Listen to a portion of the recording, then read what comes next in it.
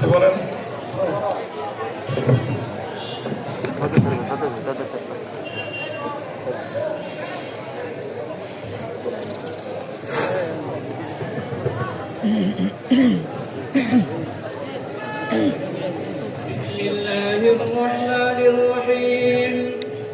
الحمد لله رب العالمين والعاقبة للمتقين والصلاة والسلام على سيدنا محمد خاتم النبيين وعلى كل من تبعهم بإحسان إلى يوم الدين.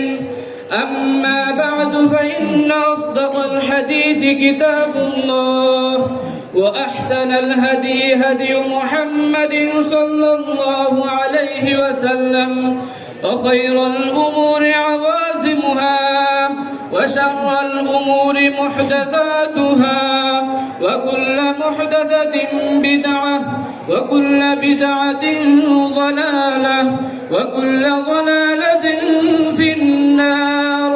وبعد يقول جميع طلاب التكميل في الحديث للجامعة المحمدية دار السنة ترباتا نروي المجلد الأول من الجامع الصحيح للإمام البخاري رحمه الله.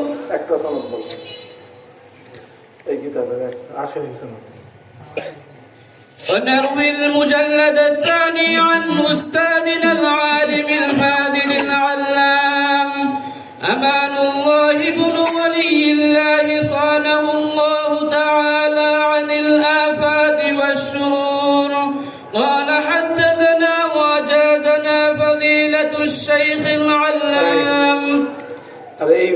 এই দর্শের সনদ বলো।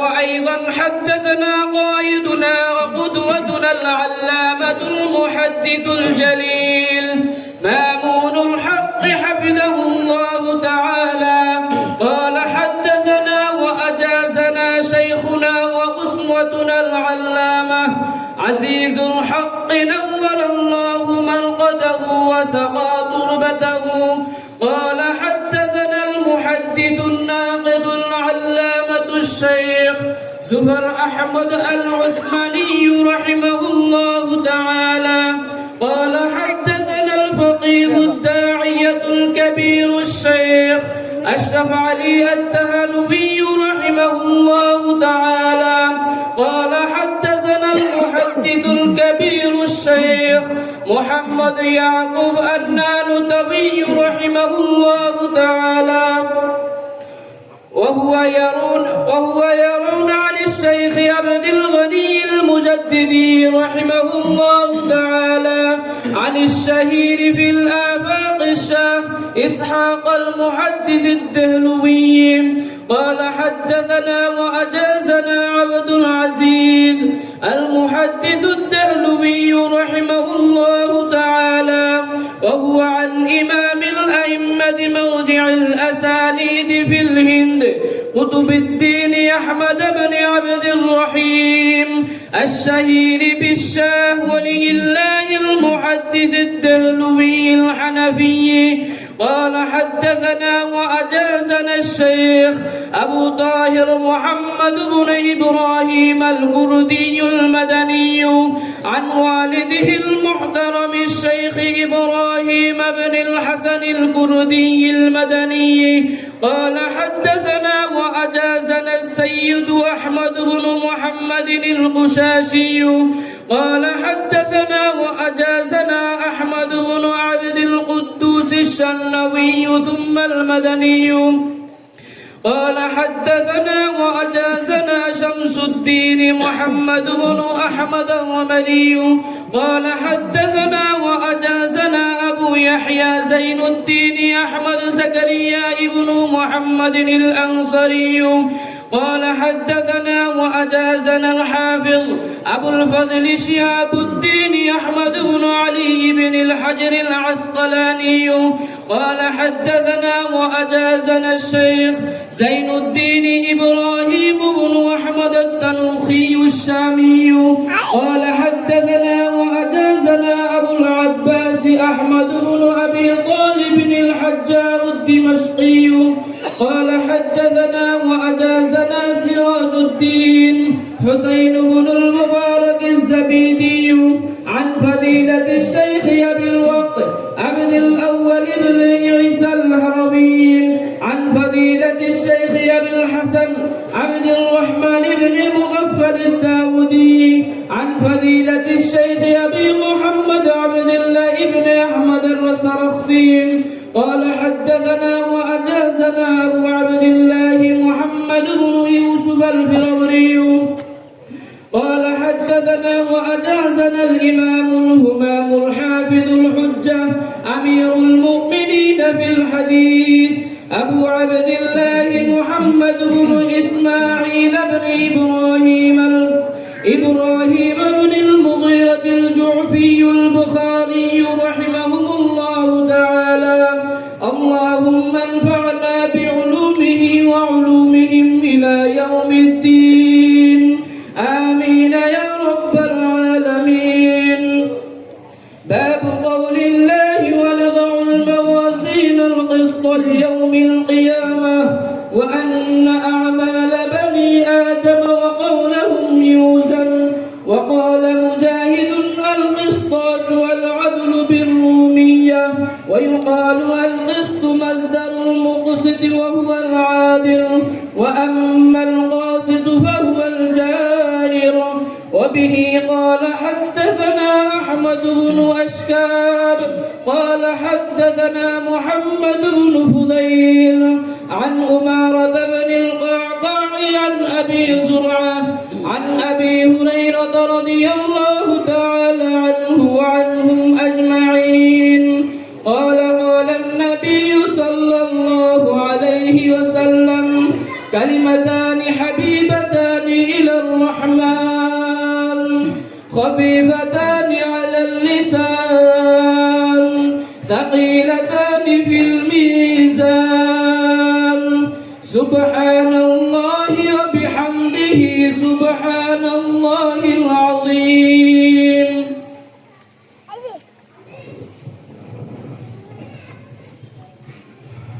الحمد لله رب العالمين والصلاة والسلام على سيد الأنبياء والمرسلين وعلى آله وأصحابه ومن تبعهم ودعا بدعوتهم إلى يوم الدين أما بعد.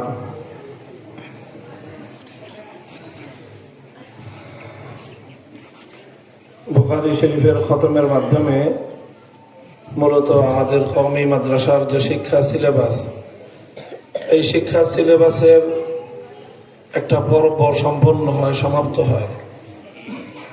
আমাদের মাদ্রাসাগুলোতে আমাদের যে শিক্ষা সিলেবাস বিন্যস্ত হয়েছে তার প্রাণ কেন্দ্র হলো কোরআনে পাক। পবিত্র কোরআনকে কেন্দ্র করেই আমাদের এই পূর্ণ সিলেবাস এটা বিন্যস্ত হয়েছে। আসলে মূলত আমাদের সিলেবাস না, বরং ইসলামের পূর্ণাঙ্গ তালিম এবং ইসলামের পরিপূর্ণ শিক্ষাটাই আল্লাহর কিতাব পবিত্র কোরআনকে কেন্দ্র করেই এটা বিন্যস্ত হয়েছে। আল্লাহ রাসূল সাল্লাল্লাহু আলাইহি ওয়াসাল্লাম দুনিয়াতে আগমন করেছেন মূলত দুনিয়ার মানুষকে আল্লাহর কিতাব তথা কোরআন বোঝানোর জন্য।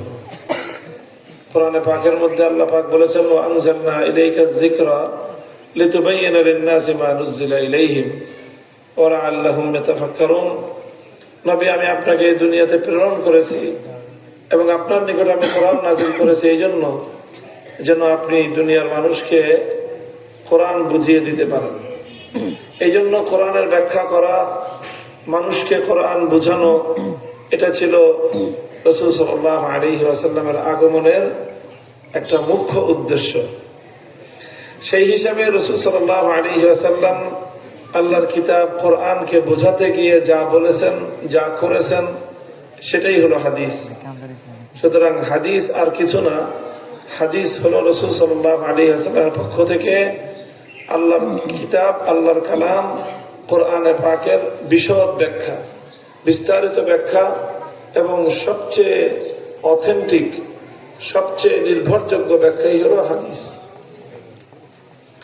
আমরা আমাদের শিক্ষা সিলেবাসে কয়েক ধাপে আমাদের শিক্ষার্থীদেরকে কোরআনে পাকের তালিম দিয়ে থাকি। প্রথম ধাপ, তাদেরকে আমরা মক্তব শিক্ষার মাধ্যমে কোরআনে পাকের নাজেরা অর্থাৎ রিডিং পড়ানো শেখাই। দ্বিতীয় ধাপে হিফজখানার মাধ্যমে বাচ্চাদেরকে কোরআনে পাক হিফজ করানো হয়, মুখস্থ করানো হয়। তৃতীয় ধাপে কিতাবখানার প্রথম 6-7 বছর পর্যন্ত আরবি ভাষা জ্ঞান শিক্ষা দেওয়া হয়, আর সেই আরবি ভাষার মাধ্যমে তাদেরকে কোরআনের জ্ঞান শিক্ষা দেওয়া হয়। চতুর্থ ধাপে কোরআনে পাকের নির্ভরযোগ্য কোন তাফসীর গ্রন্থ এবং তাফসীর পাঠ দান করার মাধ্যমে তাদেরকে কোরআনে পাকের আরেকটু বিস্তারিত জ্ঞান দান করা হয়। এবং এই পর্যায়ে তাফসীরুল জালালাইনের মতো তাফসীরের কিতাব পূর্ণাঙ্গভাবে শিক্ষার্থীদেরকে পড়ানো হয়। আর সর্বশেষ ধাপ, পঞ্চম ধাপে এসে নবীজি সাল্লাল্লাহু আলাইহি ওয়াসাল্লামের হাদিসের মাধ্যমে, হাদিসে রাসূলের মাধ্যমে শিক্ষার্থীদের সামনে কোরআনে পাকের সবচেয়ে বিশদ এবং সবচেয়ে নির্ভরযোগ্য ব্যাখ্যা তুলে ধরা হয়। এবং সর্বশেষ বছর এই জন্য এটাকে দাওরায়ে হাদিস বলা হয়। হাদিসের 9টা কিতাব এই বছর শিক্ষার্থীদেরকে পাঠদান করা হয়। এই 9 কিতাবের মধ্যে সর্বোচ্চ কিতাব, সর্বশ্রেষ্ঠ কিতাব এবং সবচেয়ে গুরুত্বপূর্ণ কিতাব হলো সহিহুল বুখারী। যে সহিহুল বুখারীকে বলা হয় আসাহুল কুতুবিল হাদিসিয়া, সর্বশ্রেষ্ঠ এবং সবচেয়ে বিশুদ্ধতম হাদিস গ্রন্থ। তো বুখারী শরীফের মাধ্যমে মূলত শুধু বুখারী শরীফ নয়, বরং আল্লাহর কোরআনে পাকের নির্ভরযোগ্যতম ব্যাখ্যা, এর শিক্ষাটা ছাত্রদেরকে যে দেওয়া হয়েছে তার একটা আনুষ্ঠানিক পরিসমাপ্তি ঘটে। আর এই পরিসমাপ্তির সময়ে শিক্ষার্থীদের অভিভাবক, এলাকাবাসী সকল মানুষকে একত্রিত করে এই সকল শিক্ষার্থীরা যেন তাদের শিক্ষা জীবনের এই পর্বটাকে সুন্দরভাবে সম্পন্ন করে আরো পড়াশোনা করতে চাইলে পরের ধাপে অথবা কর্মের ময়দানে যেন তারা আল্লাহর দ্বীনের খিদমতে নিয়োজিত হতে পারে, এই জন্য তাদেরকে তাদের জন্য দোয়া করার উদ্দেশ্যেই এই সমাপনী দর্শের মাধ্যমে সকলকে সঙ্গে নিয়ে এই আয়োজনটা করা হয়। এটাই হলো খতমে বুখারী। তো মূলত বুখারী শরীফের আখেরি এবং শেষ সবকটা পাঠদান করা, এটাই হলো খতমে বুখারীর উদ্দেশ্য। তো এই শেষ হাদিস বা শেষ সবক পড়ানো, এটা তো তারই জিম্মাদারি যিনি সারা বছর বুখারী শরীফ পড়েছেন। বিশেষ করে বুখারী শরীফের 2য় খণ্ড যিনি পড়ালেন, শেষ সবক পড়ানো তার দায়িত্ব। কিন্তু আমাদের দেশে একটা প্রচলন হলো যে শেষ সবকটা পড়ানোর জন্য বিশেষ কাউকে দাওয়াত দেওয়া হয়। তো আপনারা বিশেষ কাউকে তো দাওয়াত দিতে পারেন, দাওয়াত দিয়েছেন আমাকে। তো আমি তো এমন কোনো বিশেষ কেউ না যে এখানে বুখারী শরীফের শেষ সবক আমি পড়াবো। বাকি আমি বিশেষ কেউ না হলেও আমার একটা বিশেষ নিসবত আছে। শাইখুল হাদিস আল্লামা আজিজুল হক রহমতুল্লাহ আলাইহির সাথে আমি তার রুহানি সন্তানও আবার জিসমানি সন্তান। সেই হিসেবে বিশেষ সম্পর্কের সুবাদে মাদ্রাসা কর্তৃপক্ষ হযরত শাইখুল হাদিস রহমতুল্লাহ আলাইহির প্রতি সম্মান প্রদর্শন করেছেন এবং তার নিসবতকে, তার সাথে সম্পর্ককে তারা মর্যাদা দিয়েছেন। সেই হিসাবে মাদ্রাসা কর্তৃপক্ষের আয়োজনে, তাদের নির্দেশে আমি আমাদের এবছরের দাওরায়ে হাদিসের শিক্ষা সমাপনকারী ছাত্রদের সামনে বুখারী শরীফের শেষ সবকটা, যিনি বুখারী শরীফের জিলদে সানি সবক পড়িয়েছেন সারা বছর, তার অনুমতি ক্রমে কিছু কথা এই ব্যাপারে আমি আলোচ করতেছি। প্রথম কথা হলো ইমাম বুখারী রহমতুল্লাহ আলাইহি এখানে সর্বশেষ যে অধ্যায়টা তিনি এখানে স্থাপন করেছেন, এই অধ্যায়ের মূল কথা হলো যে তিনি ইসলামী একটা আকীদা সাব্যস্ত করতে চান। ইসলামের একটা আকীদা,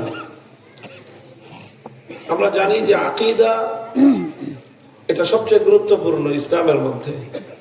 আকীদা যদি সহি না হয়, বিশ্বাস যদি ঠিক না হয়, তাহলে আমলের কোনো দাম নেই।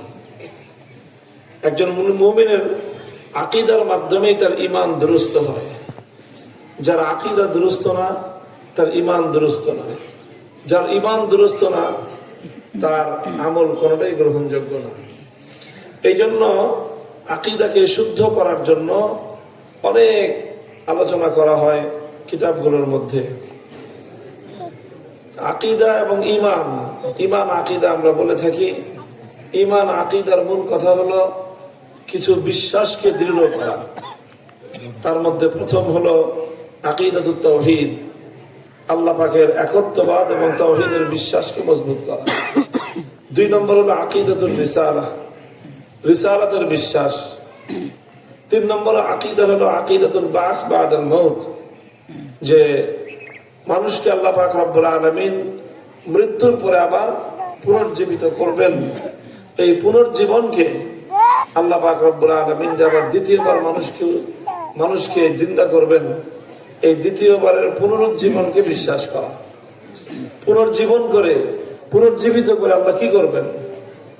মানুষকে হাসরের মাঠে একত্রিত করবেন, বিচার করবেন। বিচার করার পরে ফারিকুন ফিল জান্নাহ ওয়া ফারিকুন ফিস সাঈর, একদল জাহান্নামে যাবে আর একদল জান্নাতে যাবে। তো কাজেই একদল যে জাহান্নামে যাবে এটাও বিশ্বাস করতে হবে যে আন-নারু হাক্কুন, আর একদল জান্নাতে যাবে এটাকেও বিশ্বাস করতে হবে যে আল জান্নাতু হাক্কুন। এগুলো ইসলামের আকীদা। এই আকীদাগুলোর মধ্যে কোনো একটার ব্যাপারে যদি কারো বিন্দু মাত্র সন্দেহ থাকে, তার ঈমান থাকবে না, সে বেঈমান এবং কাফের হয়ে যাবে। যেরকম কেউ যদি রিসালাতের ব্যাপারে কোনো ধরনের সন্দেহ রাখে, এমনকি খাতমে নবুয়তের ব্যাপারেও যদি কারো কোনো সামান্য সন্দেহ থাকে, তাহলে তার ঈমান থাকবে না। যেরকম কাদিয়ানি, এরা কাফের, এরা নিঃসন্দেহে কাফের। কারণ তারা রাসূল রিসালাতকে বিশ্বাস করে, কিন্তু রিসালাতের খাতমে নবুয়তকে তারা বিশ্বাস করে না, এই জন্য তারা কাফের। তো ঠিক এরকম পরকালকে কেন্দ্র করে যে সকল আকীদাগুলো আছে, সেই আকীদাগুলোর মধ্যে একটা গুরুত্বপূর্ণ আকীদা হলো আল্লাহ যে মানুষের কিয়ামতের দিন বিচার করবেন, এই বিচারটা আল্লাহ কিভাবে করবেন। মানুষের আমল খারাপ এবং ভালো, নেক আমল বদ আমল, এই নেক আমল এবং বদ আমলের ভিত্তিতেই আল্লাহ বিচারটা করবেন।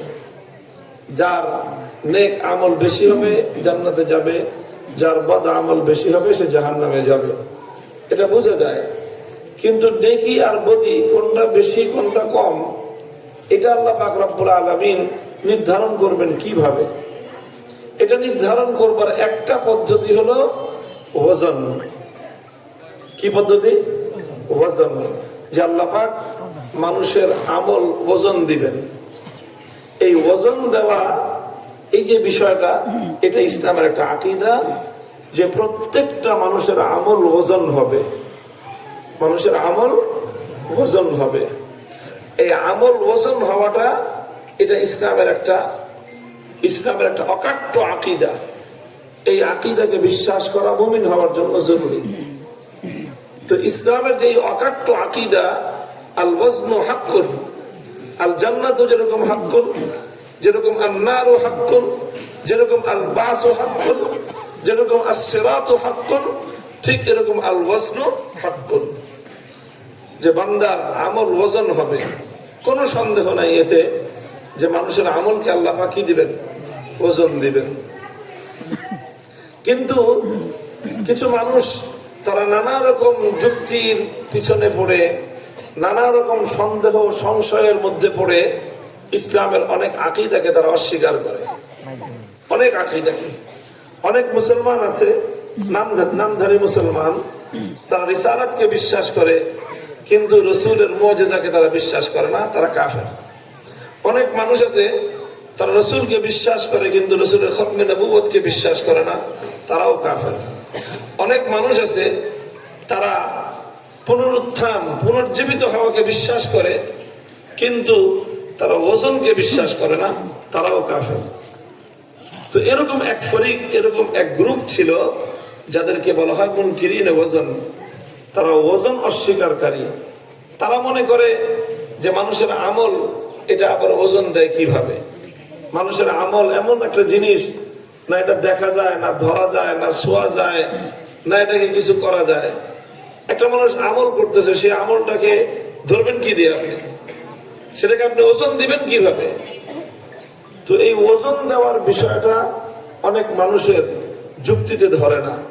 আর কিছু মানুষের দুনিয়াতে জীবন চলার মূলনীতি হলো যেটা তারা বুঝে না সেটা তারা মানে না।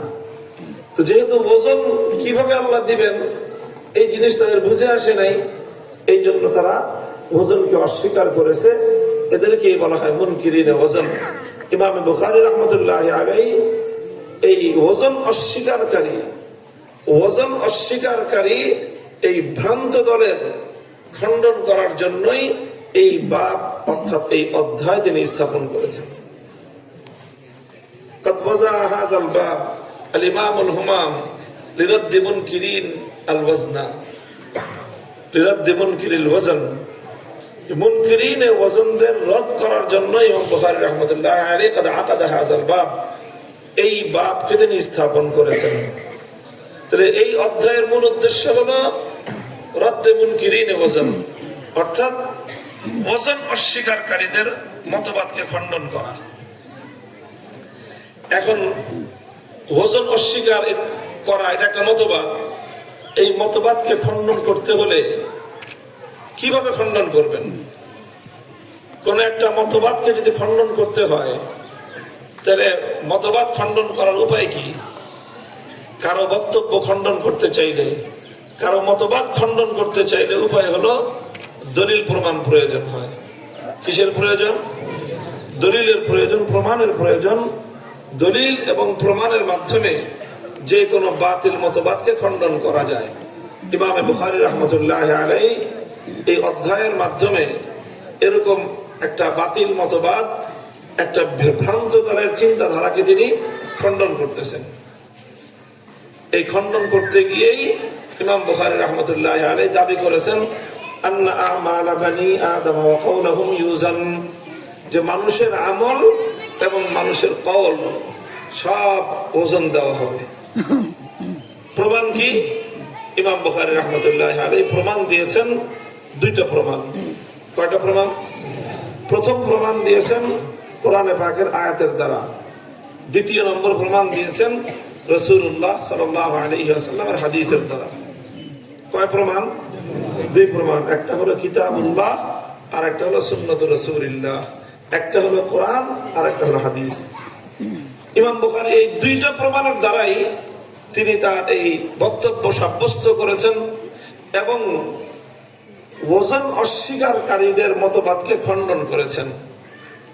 এই ওজন অস্বীকারীদের মতবাদ খণ্ডন করতে গিয়ে এবং নিজের দাবি প্রমাণ করতে গিয়ে ইমাম বুখারী রাহমাতুল্লাহি আলাইহি কেবলমাত্র কোরআন হাদিসের দ্বারস্থ হয়েছেন, কোন যুক্তি তর্কের দ্বারস্থ হন নাই, কোন লজিক দেখান নাই, কোন বৈজ্ঞানিক বিশ্লেষণ ইমাম বুখারী করেন নাই, বৈজ্ঞানিক বিশ্লেষণের পিছনে ছুটেন নাই, কোন দার্শনিক ব্যাখ্যাও তিনি আনেন নাই। কেন আনেন নাই? কারণ বৈজ্ঞানিক বিশ্লেষণ এমন জিনিস যে এটার উপরে ভিত্তি করে ইসলামের কোন জিনিস সাব্যস্ত হয় না। যদি বৈজ্ঞানিক বিশ্লেষণের উপর ভিত্তি করে ইসলাম সাব্যস্ত হতো তাহলে ইসলাম ও বৈজ্ঞানিক দর্শনের মতো যুগে যুগে পরিবর্তন করত। বৈজ্ঞানিকদের কথা যুগে যুগে পরিবর্তন হয়।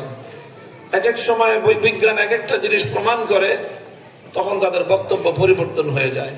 পৃথিবীর ইতিহাস জানে যে এক সময় বৈজ্ঞানিকরা হোলিওসেন্ট্রিক থিওরিতে বিশ্বাসী ছিল, অর্থাৎ এই বিশ্বের সবকিছু এটা সূর্যকে কেন্দ্র করে ঘুরে, সূর্য এক জায়গায় স্থির, বাকি সব ঘুরে। এরপরে তাদের মতবাদ পরিবর্তন হয়ে পরবর্তী বৈজ্ঞানিকদের বক্তব্য দাঁড়ালো জিওসেন্ট্রিক থিওরি, যে না, পৃথিবী তার আপন জায়গায় স্থির, পৃথিবীকে কেন্দ্র করে সব ঘুরে। এরপরে বৈজ্ঞানিকদের তৃতীয় মতবাদ আসলো, আগের দুটো বাতিল। 3 নম্বর বক্তব্য হলো যে না, পৃথিবীও ঘুরে, সূর্য ঘুরে, সমস্ত গ্রহ নক্ষত্র যার যার আপন জায়গায় ঘুরতেছে। তাহলে বৈজ্ঞানিকদের মতবাদ কি হতে থাকে? তাদের বক্তব্য চেঞ্জ হতে থাকে। এখন বিজ্ঞানের উপর যদি ইসলাম নির্ভরশীল হতো তাহলে ইসলামের বক্তব্য যুগে যুগে পরিবর্তন হতো। আলহামদুলিল্লাহ, আল্লাহ পাকের লাখো কোটি শুকরিয়া যে আল্লাহ তার দ্বীনকে কোন পরিবর্তনশীল বিষয়ের উপর নির্ভরশীল করেন নাই, বরং আল্লাহ রব্বুল ইজ্জত তার দ্বীনকে এমন দুইটা বুনিয়াদের উপর স্থাপন করেছেন, বদলেগা জামানা লাখো মগর কুরআন না বদলা যায়েগা, है कौल खुदा है कौल मोहम्मद फरमान न बदला जाएगा। আসমান জমিন পরিবর্তন হতে পারে, কোনো কারণে মাথার উপরের জমিন, মাথার উপরের আসমান পায়ের নিচে আসতে পারে, পায়ের নিচের জমিন উঠে মাথার উপরে উঠতে পারে, কোরআন হাদিসের কোনো পরিবর্তন হবে না। এটাই হলো ইসলামের অকাট্যতা, এটাই হলো ইসলামের শ্রেষ্ঠত্ব। এই জন্য ইসলামের কোন বিষয় বৈজ্ঞানিক বিশ্লেষণের উপর কি না নির্ভরশীল না। যদি বিজ্ঞানের উপর নির্ভরশীল হইতো ইসলাম, তাহলে ইসলামের অনেক বিধানই অন্যরকম হইতো। এই জন্যই আমরা বলি যে এখন অনেকে বলে যে যেহেতু এখন বিজ্ঞানের উন্নতির যুগ, কাজে সারা দুনিয়া একদিনে আমরা ঈদ উদযাপন করি, একদিনে আমরা রোজা পালন করি, কারণ এখন দুনিয়ার কোথায় চাঁদ দেখা গেল মুহূর্তের মধ্যে সারা দুনিয়া খবর পাওয়া যায়। এখন তো যোগাযোগ মাধ্যম, বৈজ্ঞানিক আপনার কি বলে তথ্য প্রযুক্তির বিজ্ঞানের উন্নতি সারা দুনিয়ার মানুষকে এক জায়গা থেকে আরেক জায়গায় সংবাদ আদান প্রদান সহজ করে দিছে। আমরা বলি যে হ্যাঁ এখন তো সহজ, 2 দিন পরে সহজ থাকবে তার কি গ্যারান্টি আছে? 2 দিন আগে এটা সহজ ছিল না, আবার এমন একটা সময় আসবে দুনিয়াতে বিজ্ঞান বলতে কিছুই থাকবে না। বিজ্ঞান তো দূরের কথা, দুনিয়াতে কোনো মোটর চলবে না, কোনো মোটর চলবে না, অটো রিক্সা তো দূরের কথা, গাড়ি ঘোড়া কোনো কিছু চলবে না। দুনিয়ার মানুষ আবার ঘোড়া গাধার পিঠেই সওয়ার হয়ে চলতে হবে, এমন একটা সময় আসবে। সেই সময়ও ইসলাম যেমন চলতো, আজ বিজ্ঞানের চরম উন্নতির যুগের ইসলাম যেমন চলছে 1400 বছর আগে ইসলাম একই রকম আছে। সময়ের পরিবর্তনে, যুগের পরিবর্তনে, বিজ্ঞানের পরিবর্তনে ইসলামের কোনো বিধান পরিবর্তন হয় না। ঠিক এরকম ইমাম বুখারী রাহমাতুল্লাহ আলাইহি বৈজ্ঞানিক কোনো বিশ্লেষণে যেমন যান নাই, ঠিক তেমনি কোনো যুক্তির ধার ধারেন নাই।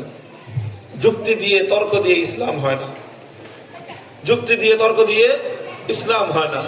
কারণ যুক্তি এটা অবশ্য মানুষের কাছে আকর্ষণীয় হয়, যুক্তি দিলে, কথার পিছনে যুক্তি দিলে মানুষ এটার প্রতি আকৃষ্ট হয় এবং মানুষ এটাকে খুব চমৎকৃত হয়। এই জন্য যারা যুক্তি দেয় কথায় কথায়, মানুষ তাদের কথার প্রতি খুব আকৃষ্ট হয়, আর তাদেরকেও বড় বড় উপাধি দেয়, যুক্তিবাদী, যুক্তিবিদ, এই জাতীয় তাদেরকে উপাধি দেয়।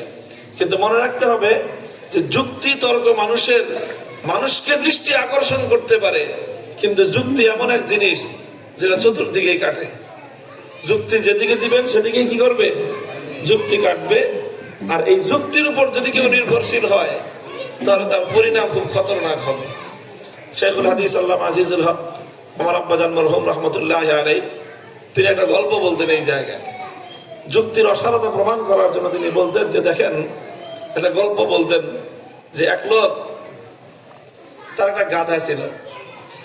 এখন বাড়ি থেকে ফয়সালা হয়েছে গাধাটা বিক্রি করে দিবে, টাকার দরকার। লোকটা গাধা বিক্রি করার জন্য বাজারে রওনা হয়েছে, তার একটা ছেলে সাথে নিয়ে গেছে, বাপ বেটা 2 জন চলছে গাধা নিয়ে বিক্রি করবে।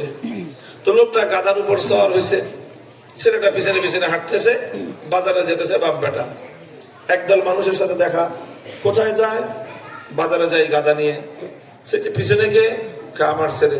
ছি ছি ছি ছি, এত বড় বুইরা বেটা, কত বড় নির্দিষ্ট। দেখো ছোট ছেলেটারে হাঁটায় নিতেছে আর বুইরা বেটা গাধার পিঠে সওয়ার হয়ে যেতেছে। এরকম নির্দয় বাপ হয় নাকি? লোকটা বললো কথার মধ্যে যুক্তি আছে। কাজে এই জন্য বাপ নিচে নামলো গাধার পিঠ থেকে, বাচ্চাটাকে গাধার পিঠে সওয়ার করে চলতেছে। কিছুদূর যাওয়ার পর দ্বিতীয় দলের সাথে দেখা। এরা কয়, দেখো কত বড় বেয়াদব, বাপ হেঁটে যায় আর এই পোলা বাপের সামনে গাধার পিঠে সওয়ার হয়ে যায়। বেয়াদবের বেয়াদব, আর এই বাপও কিরকম ছেলেরা আদব শিখায় না। লোকটা বললো কথার মধ্যে যুক্তি আছে। এখন কি করবে? কারণ বাপ বেটা 2 জন গাধার পিঠে সওয়ার হয়েছে, চলতেছে তৃতীয় পক্ষের সাথে, তৃতীয় গ্রুপের সঙ্গে দেখা। তারপরে কত বড় পাষণ্ডের পাষণ্ড, দেখো ছোট্ট একটা গাধা বাপ বেটা দুইজনেই গাধাটার পিছে সওয়ার হয়েছে। মায়া দয়া বলতে হৃদয়ের মধ্যে কিচ্ছু নেই। লোকটা বললো কথার মধ্যে যুক্তি আছে। এখন বাপ বেটা দুজন নামছে, দুজন পায়ে হাইটে চলছে, গাধাও হাইটে চলছে। এখন চতুর্থ গ্রুপের সঙ্গে দেখা, কয় দেখো 3টা গাধা হাইটে যায়। কিরকম 3টা গাধা? যে আল্লাহ তোমার একটা বাহন দিছে, হয় তুমি আরোহণ করো, না হয় ছেলেটাকে আরোহণ করাও। এটা কিরকম কথা যে তোমার মোটর সাইকেলও ছেলে নিতেছো, নিজেরাও হাইটে যেতেছো, মোটর সাইকেল থেকে লাভ হলো কি? তোমার যখন বাহন আছে তুমি আরোহণ করো, বাহনও হাইটে যায়, তুমিও হাইটে যাও। এটা কিরকম কথা হলো? লোকটা চিন্তা করলো এই কথার মধ্যেও যুক্তি আছে। এখন সে মহাচিন্তায় বললো করবো কি? আমি একা আরোহণ করলাম, হইলাম নির্দয় বাপ। ফুলারা আরোহণ করলাম, ও হইলো বেয়াদব। দুইজন আরোহণ করলাম, বাপ বেটা দুইজন হইলাম পাষণ্ড। দুজন নামলাম, হইলাম গাধা। এখন যেদিকে যাই সেদিকেই তো যুক্তি। এখন শেষ পর্যন্ত লোকটা ত্যক্ত বিরক্ত হয়ে চিন্তা করলো এই গাধাটার সাথে থাকলেই সমস্যা, এই গাধা থাকার দরকার নাই সাথে। তাহলে আমিও নির্দয় বাপ হব না, পোলাও বেয়াদব হবে না, দুইজন পাষণ্ড হবে না, দুইজন গাধাও হবে না। গাধারা দিছে ছেড়ে। গাধা ছেড়ে দিলে পরে তো গাধা নাচতে নাচতে চলে গেছে জঙ্গলে। এখন তো তাদের গাধা বিক্রি করে বাড়িতে টাকা নিয়ে যাওয়ার কথা। এখন তো খালি হাতে নাচতে নাচতে বাপ বেটা বাড়িতে আসছে। বাড়িওয়ালি তো অপেক্ষা করতেছে যে গাধা বিক্রি করে 10-12 হাজার টাকা নিয়ে আসবে, তার বিরাট প্ল্যান। তো বাপ বাড়িতে আসতেই বাপ বেটা জিজ্ঞাসা করছে, গাধা কত বিক্রি করছো, টাকা কোথায়?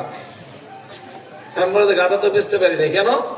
তো যুক্তির পাল্লায় পরে রাস্তার অর্ধেক যাওয়ার পরে আমার মাথা ঘুরে গেছে। তারপরে কি করছো? তারপরে দেখছি গাধাটার সাথে থাকলেই সমস্যা, জন্য গাধা ছেড়ে দিছি। গাধা ছেড়ে দিছে মানে? হ্যাঁ, গাধা ছেড়ে দিছি, গাধা জঙ্গলে চলে গেছে। এখন তো এই মহিলা সাধারণ সাংঘাতিক খেপা খেপছে। বাড়ির ভিতর থেকে ঝাঁটা নিয়ে আসছে। ঝাঁটা ছিলেন? ঝাঁটা নিয়ে আসছে। বলছে যাও গাধা খুঁজে বিক্রি করে টাকা নিয়ে আসবা, আর এর আগ পর্যন্ত যদি বাড়িতে আসছো ঝাঁটার বাড়ি একটা মাটিতে পড়বে না। তো লোকটা চিন্তা করতেছে ঠিকই, যদি যুক্তির পিছনে এভাবে ছুটতে থাকে কেউ, শেষ বিচারে কপালে ঝাঁটার বাড়ি ছাড়া আর কিছুই জুটবে না। ঝাঁটার বাড়ি ছাড়া আর কিছুই জুটবে না। এই জন্য ইমাম বুখারী রাহমাতুল্লাহ আলাইহি এত বড় একটা প্রমাণ, একটা কথা, আল ওয়াজনু হাক্কুন, ওজন হবে। মানুষের আমল, মানুষের কথা সবকিছু আল্লাহ পাক রব্বুল আলামিন ওজন দিয়ে প্রমাণ করে দেখায় দিবেন প্রত্যেকটা মানুষের সামনে যে এই হলো তোমার নেকি, এই হলো তোমার বদি। এরপরে তুমি নিজে ফয়সালা করো। ইকরা কিতাবাকা কাফা বিনাফসিকাল ইয়াওমা আলাইকা হাসিবা। তুমি তোমার নিজের ব্যাপারে দেখো, এই হলো তোমার নেকি, এই হলো তোমার বদি। এবার তুমি নিজে সেলফ জাজ, নিজে বিচার করো যে তোমার পরিণাম কি হওয়া উচিত। প্রত্যেকটা মানুষের সামনে আল্লাহ পাক রব্বুল আলামিন এমন ভাবে প্রমাণ করবেন তার নেকি, তার বদি, তার অন্যায় এবং তার পাপ কাজ এবং তার নেক কাজ এমন ভাবে আল্লাহ প্রমাণ করে তার চোখের সামনে তুলে ধরবেন যে প্রত্যেকটা ব্যক্তি নিজের ব্যাপারে, যারা জাহান্নামে যাওয়ার, তারা নিজেরা এই সিদ্ধান্ত দিতে বাধ্য হবে যে হ্যাঁ, আমার পরিণাম জাহান্নামী হওয়া উচিত। আলাইয়াযু বিল্লাহ। আল্লাহ পাক রব্বুল আলামিন এমন ভাবে প্রতিটা মানুষের সামনে এটা প্রমাণ করে দিবেন। তো এই জন্য ইমাম বুখারী রাহমাতুল্লাহি আলাইহি ওজনকে সাব্যস্ত করার জন্য কোন যুক্তির পিছনে পড়েন নাই, বৈজ্ঞানিক বিশ্লেষণের পিছনে পড়েন নাই, কোন দার্শনিক বিশ্লেষণের পিছনে পড়েন নাই। তিনি কিসের পিছনে পড়েছেন? কোরআন সুন্নাহর পিছনে। প্রথম প্রমাণ দিয়েছেন আল্লাহর কোরআন দ্বারা। সূরাতুল হজ্জে আল্লাহ ইরশাদ করেছেন, ওয়ানাদাউল মাওয়াজিনাল কিসতা লিয়াউমিল কিয়ামাতি ফালা তুযলামু নাফসুন শাইআ ওয়া ইন কানা মিসকালা হাববাতিন মিন খারদালিন আতাইনা বিহা ওয়া কাফা বিনা হাসিবিন। আল্লাহ বলেছেন কিয়ামতের দিন আমি মাওয়াজিন, মিজানের বহুবচন, যে আমি মিজান সাব্যস্ত করব, মিজান স্থাপন করব। নাদাউ, আল্লাহ বলেন যে আমি মিজান স্থাপন করব। কিসের মিজান? আল মাওয়াজিনা আল কিসতা। আল কিসতা শব্দের আগে একটা মুজাফ মাহজুফ আছে। আল মাওয়াজিনা যাওয়াতিল কিসতি। আল মাওয়াজিনা যাওয়াতিল কিসতি। যেরকম বলা হয় যাইদুন আদলুন, যাইদুনের সিফাত হলো আদলুন।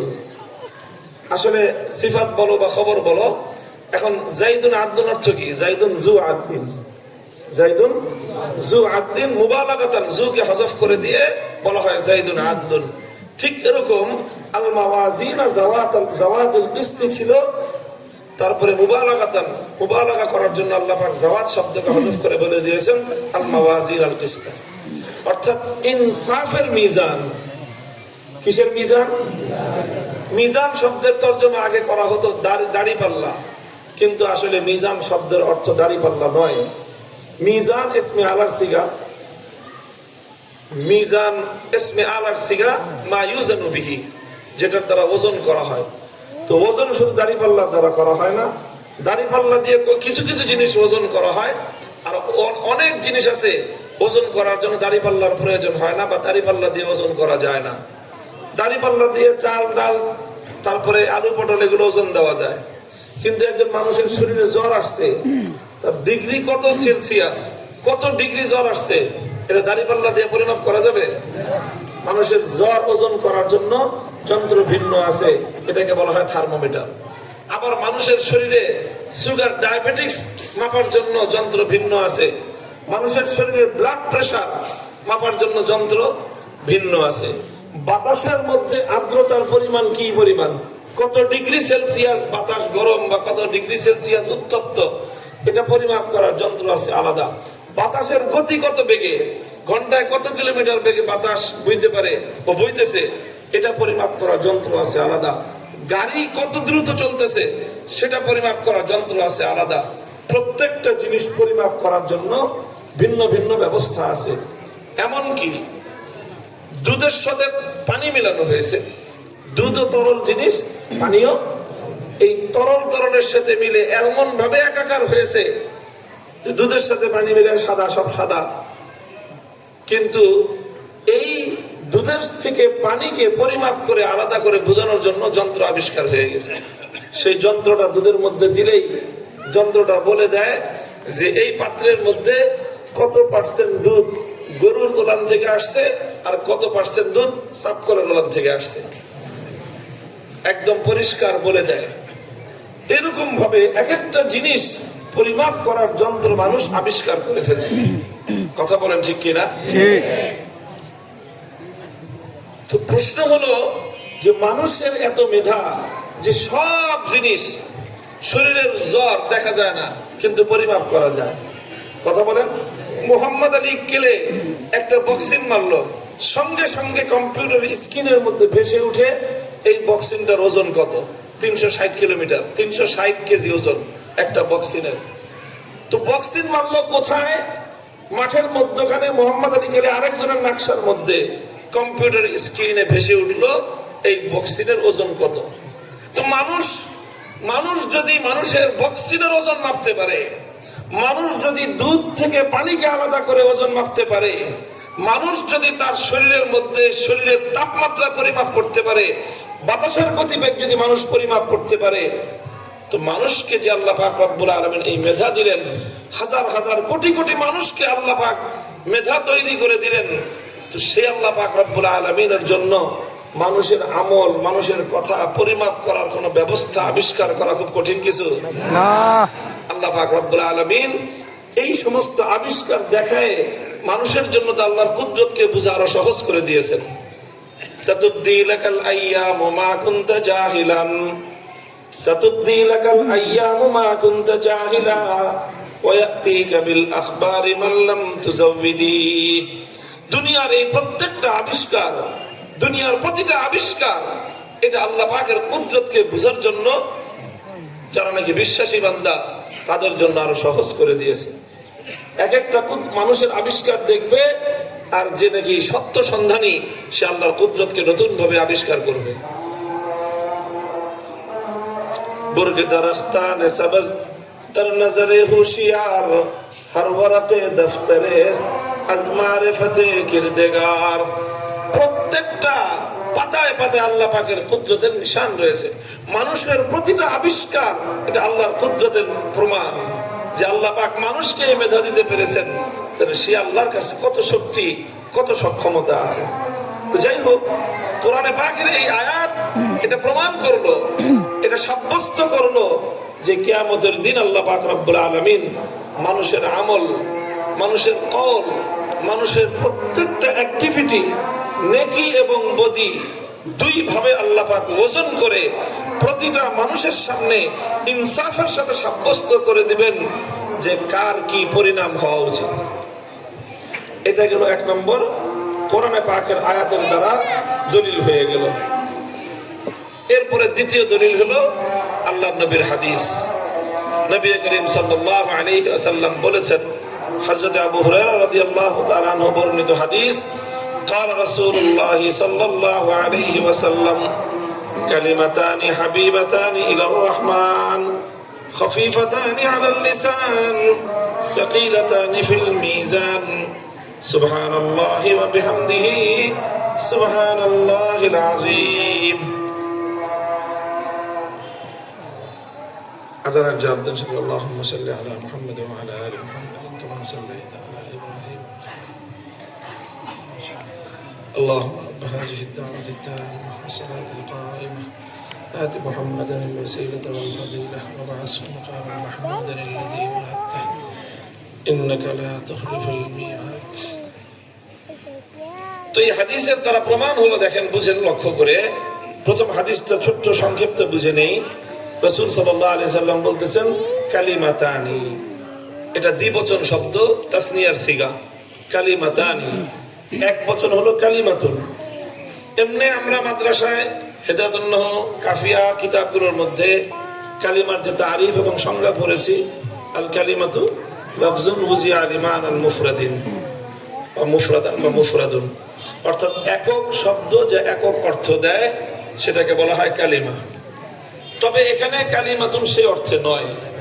কালিমাতুন শব্দের আরেকটা অর্থ আছে, যে অর্থটা হলো আল কালিমা বলা হয় একটা পূর্ণাঙ্গ সংবাদ অথবা একটা গুরুত্বপূর্ণ কোনো আদেশ নিষেধ, এই জাতীয় বিষয় যেটা বোঝায় সেটাকেও কালিমাতুন বলা হয়। যেরকম বলা হয় কালিমায়ে তাইয়্যিবা, লা ইলাহা ইল্লাল্লাহ মুহাম্মাদুর রাসূলুল্লাহ, এখানে দুইটা বাক্য আছে, দুইটা বাক্য মিলে কি একটা কালিমা।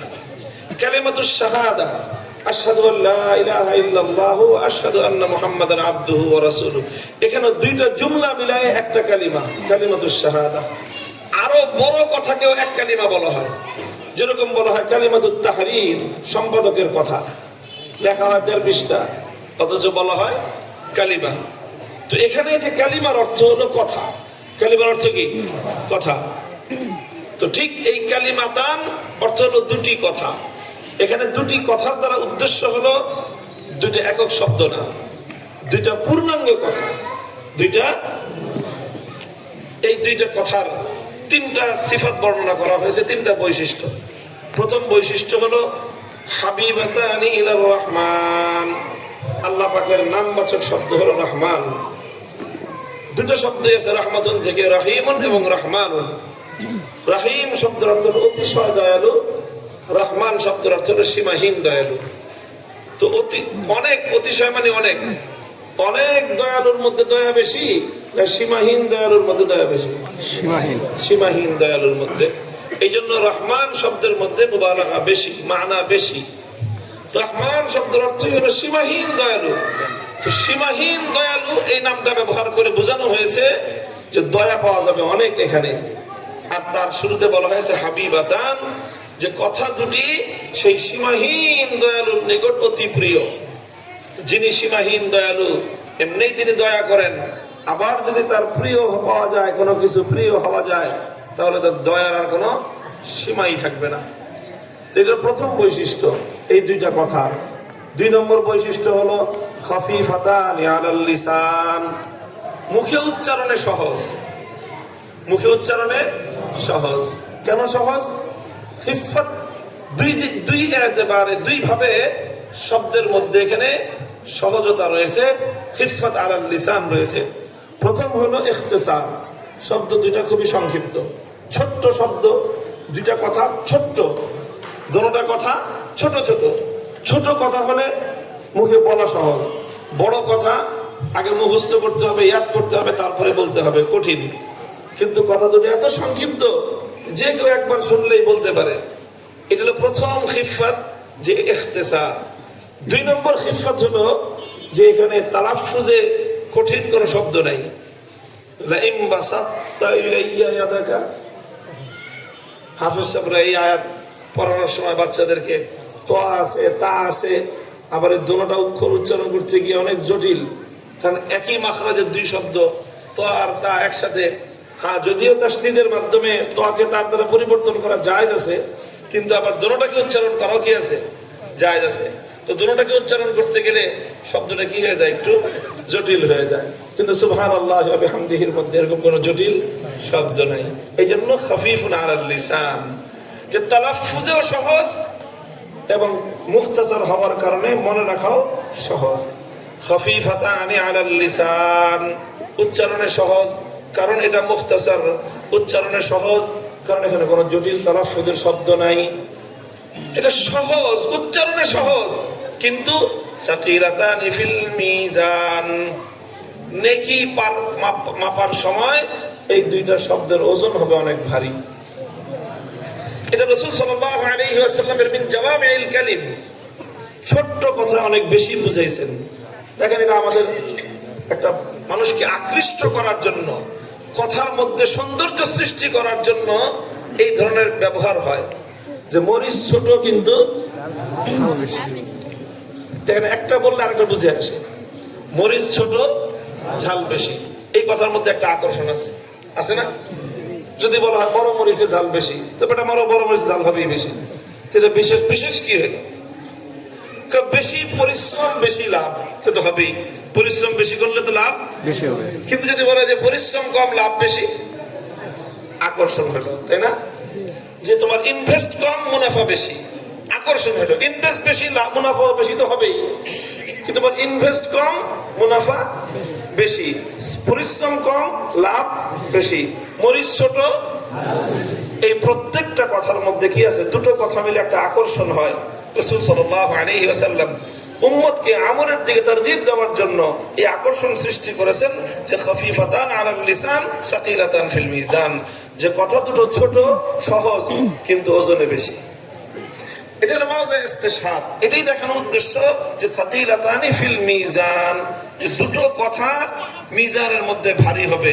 আল্লাহর নবীর হাদিস দ্বারা কি বোঝা গেল, কথার মধ্যে ওজন আছে না নাই? আছে। ওজন আছে বলেই তো কি হবে, ভারী হবে। ওজন আছে বলেই তো ভারী হবে। অনেক জিনিস আছে যেটা পরিমাপে অনেক বড় হয়, পরিমাণে দেখতে অনেক বড় লাগে, কিন্তু ওজনে হালকা। মুড়ির বস্তা, তুলার গাঠি, এত বড় তুলার গাঠি পাল্লায় দিলে সারাদিন গেছে, তাই না? আবার অনেক জিনিস আছে পরিমাণে খুব ছোট হয়, এই সামান্য এতটুকু একটা সীসার টুকরা, এই একটা ছোট কড়াইয়ের সমান এতটুকু সীসার টুকরা, এটা ওজন দিলে 1.5 মণ হবে, 1.5 মণ 2 মণ। জিরমুহু সাগীরুন ওয়া জুরমুহু কাবীরুন, কিছু কিছু জিনিস আছে দেখতে ছোট কিন্তু পাওয়ার অনেক বেশি। তো রাসূল সাল্লাল্লাহু আলাইহি ওয়াসাল্লাম এটাই বললেন যে এই দুটো কথা এমন যেটা আকারে ছোট কিন্তু প্রভাব অনেক বেশি। দুটো কথা কি? সুবহানাল্লাহি ওয়া বিহামদিহি, সবাই বলেন সুবহানাল্লাহি ওয়া বিহামদিহি। দ্বিতীয় নম্বর কথা হলো সুবহানাল্লাহিল আযীম, সুবহানাল্লাহিল আযীম, সুবহানাল্লাহি ওয়া বিহামদিহি, সুবহানাল্লাহি ওয়া বিহামদিহি, সুবহানাল্লাহিল আযীম, সুবহানাল্লাহি ওয়া বিহামদিহি, সুবহানাল্লাহি ওয়া বিহামদিহি, সুবহানাল্লাহিল আযীম, সুবহানাল্লাহিল আযীম। দুই কথার ওজন অনেক বেশি, ইনশাআল্লাহ অনেক বেশি, অনেক বেশি ওজন হবে। ছোট কথা মুখে উচ্চারণ করলেই আল্লাহর প্রিয় হওয়া যাবে, উচ্চারণ করলেই অনেক বেশি ভারী ওজন পাওয়া যাবে, অনেক বেশি ওজন পাওয়া যাবে এই দুই কথার উপর আমল করলে। ইমাম বুখারী রাহমাতুল্লাহি আলাইহি সাব্যস্ত করে ছাড়লেন, এটা শুধু এই দুইটা বিষয় না, শুধু এই সুবহানাল্লাহ ওয়া বিহামদিহি সুবহানাল্লাহিল আযীম এই দুই কালিমার ক্ষেত্রে না। ইমাম বুখারী তার কিতাবের শুরু থেকে শেষ পর্যন্ত উনি ওনার কিতাব শুরু করেছিলেন কিসের দ্বারা? বাবু কাইফা কানা বাদউল ওয়াহয়ি ইলা রাসূলিল্লাহি সাল্লাল্লাহু আলাইহি ওয়াসাল্লাম ওয়া কাউলিল্লাহি আযজা ওয়া জাল্লা ইন্না আওহাইনা ইলাইকা। অর্থাৎ শুরুই করেছেন উনি প্রথম অধ্যায়ের মধ্যে, প্রথমে কোরআনের আয়াত তারপরে হাদিস, প্রথমে কোরআনের আয়াত তারপরে হাদিস, শেষ অধ্যায়ের মধ্যে বাবু কাউলিল্লাহি তাআলা, প্রথমে কোরআনের আয়াত তারপরে আল্লাহর নবীর হাদিস। পুরা বুখারী শরীফের মধ্যে এরকম অধিকাংশ বাবের মধ্যেই, অধিকাংশ অধ্যায়ের মধ্যেই প্রথমে কোরআন তারপরে হাদিস, প্রথমে কোরআন তারপরে হাদিস। এবং এইভাবে মানুষের জীবনের, মুমিন জীবনের প্রত্যেকটা গুরুত্বপূর্ণ অধ্যায় নিয়ে, প্রত্যেকটা গুরুত্বপূর্ণ বিভাগ নিয়ে ইমাম বুখারী রাহমাতুল্লাহি আলাইহি বাব কায়েম করে করে দেখাইছেন কিভাবে ব্যবসা করতে হবে। ব্যবসার ক্ষেত্রে কোরআন কি বলে, হাদিস কি বলে। ইমাম বুখারী রাহমাতুল্লাহি আলাইহি দেখাইছেন আমলের ক্ষেত্রে, নামাজের ব্যাপারে কোরআন কি বলে, হাদিস কি বলে। রোজার ব্যাপারে কোরআন কি, হাদিস কি বলে। যাকাতের ব্যাপারে কোরআন কি বলে, হাদিস কি বলে। হজের ক্ষেত্রে কোরআন কি বলে, হাদিস কি বলে। জিহাদের ক্ষেত্রে কোরআন কি বলে, হাদিস কি বলে। ব্যবসার ক্ষেত্রে, বাইয়ের ক্ষেত্রে কোরআন কি বলে, হাদিস কি বলে। সুদের ক্ষেত্রে কোরআন কি বলে, হাদিস কি বলে। প্রত্যেকটা বিষয়ে, বিবাহের ক্ষেত্রে কোরআন কি বলে, হাদিস কি বলে।